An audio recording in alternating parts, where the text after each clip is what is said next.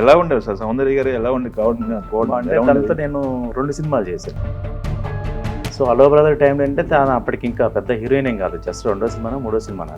చస్తే ఒకసారి చేస్తాం కదా, ఇంకా మీకు పెళ్లిపెడ ఇద్దరికి పెళ్ళి వాళ్ళు అప్పటికి, మీకు పెళ్లిపెట్టాకలే నాకు పెళ్ళి అయింది. ఇంకా సౌందర్య గారు మళ్ళీ సౌందర్య గారిని రిపీట్ చేయడానికి శ్రీరాముల తర్వాత మళ్ళీ సౌందర్య గారిని పెట్టుకున్నారు వెంకటేష్ బాబుతో. ఇది ఎలా ఉండేవి సార్ సౌందర్య గారు ఎలా ఉండి అంటే తనతో నేను 2 సినిమాలు చేశాను కో డైరెక్టర్గా. హలో బ్రదర్ తర్వాత రాముడు వచ్చాడు, రెండిట్లో కూడా తనే కదా, తనే సౌందర్యనే. ఓకే. సో హలో బ్రదర్ టైంలో అంటే తను అప్పటికి ఇంకా పెద్ద హీరోయిన్ ఏం కాదు, జస్ట్ 2వ సినిమానో 3వ సినిమానో అంతే. సో అక్కడ తనకు వాళ్ళ ఫాదర్ రైటర్ యాక్చువల్గా కన్నడలో, చాలా మంచి రైటర్. ఓకే. సో ఫాదరే ఉండేవాడు తనతో. తన ఫాదర్ చనిపోయిన తర్వాత వాళ్ళ మదర్ ఉంటాం మొదలెట్టిన తర్వాత బ్రదర్ వచ్చాడు. సో ఫాదరే చూసేవాడు, ఆయన స్క్రిప్ట్లు ఇవన్నీ విని కథ క్యారెక్టర్ విని చూసేవాడు. అట్లా హలో బ్రదర్ షూటింగ్లో సాంగ్లో కొంచెం ఇక్కడ దాకా డ్రెస్సులు పంపించారు. ఆ అమ్మాయి వేసుకోవటం ఇష్టం లేదు, ఏడ్చుకుంటూ కూర్చుని వాళ్ళ ఫాదరు, నేను కో డైరెక్టర్ కదా ఇట్లా ఉంది ఏం చేద్దాం. అప్పుడేమో ఈవి గారు టాప్ డైరెక్టరు, నాగార్జున హీరో, అమ్మాయి షూట్ రానంటే అసలు ఏం జరుగుతుంది అనేది ఇక వాళ్ళకు భయం వేసి ప్యానిక్ అయిపోయారు ఇద్దరు, ఫాదర్ అండ్ డాటర్ ఇద్దరు ప్యానిక్ అయ్యారు. అవును. అయిన తర్వాత కాస్ట్యూమర్ని పిలిచి మోకాల కింద ఉన్నాయా అని అంటే దీన్ని ఎక్స్టెండ్ చేయొచ్చు అని అడిగాను. అక్కర్లేదు సార్ ఇంకో సైజ్ ఉంది మా దగ్గర అని ఈవి గారికి వెళ్ళి చెప్పాను అనమాట. ఇట్లా బాగాలేదు అమ్మాయి, ఆ డ్రెస్లు అస్సలు చాలా ఆక్వర్డ్గా ఉంది, చూడబుద్ధి అవ్వట్లేదు నాకే, ఇంతమంది చూస్తే చండాలంగా ఉంటుంది, అయితే వేరే కొంచెం మొక్కల కింది వరకు కొంచెం డ్రెస్ ఉంది అదేమని చెప్పాను అన్నాను. ఎందుకు బాగుంటుంది కదా అమ్మాయి అన్నాడు.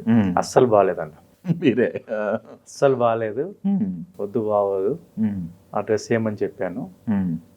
సరే తొందర రమ్మన్నాను అన్నాడు. అప్పుడు వెళ్ళిపోయి ఆ డ్రెస్ వేసుకోమని చెప్పాను. అక్కడ ఏం మేనేజ్ చేసాం వాళ్ళకి తెలియదు, వీళ్ళకి తెలియదు. అక్కడి నుంచి వాళ్ళ ఫాదర్కి నేనంటే విపరీతమైన ఇది అనమాట. ఓకే. సో శ్రీరాములయ్య కూడా మధ్యలో భయపెట్టారు అమ్మాయిని చాలా మంది. అవునా? అమ్మాయి కూడా భయపడింది యాక్చువల్గా. వాళ్ళ బ్రదర్ అయితే అసలు నో అన్నాడు, సమస్య లేదు నేను చేయను అన్నాడు.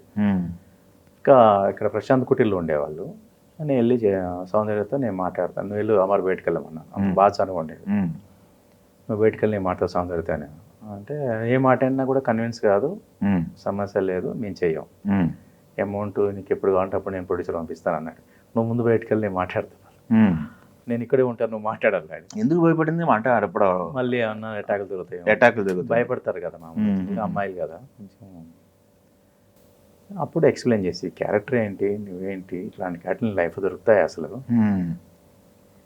ఇట్లాంటి క్యారెక్టర్ వచ్చినప్పుడు నీ సెక్యూరిటీ అని మేము చూసుకుంటాం, ప్రాబ్లం లేదు, ఇప్పుడు చస్తే ఒకసారి చేస్తాం కదా, ఇది నువ్వు ఒప్పుకొని వెనకెళ్ళిపోయావు అనుకో చాలా బాగుంటుంది, పార్టీకి మంచిది కాదు నీకు మంచిది కాదు అని అమ్మాయిని క్యారెక్టర్ ఇవన్నీ బాగా ఎక్స్ప్లెయిన్ చేసి మోటివేట్, ఒరిజినల్గా ఆ మదర్ ఎలా ఉండేది, ఆ మదర్ పెయిన్ ఎలా ఉండేది ఇవన్నీ కూడా చెప్పిన తర్వాత అమ్మాయి కన్నీళ్ళు వచ్చినాయి.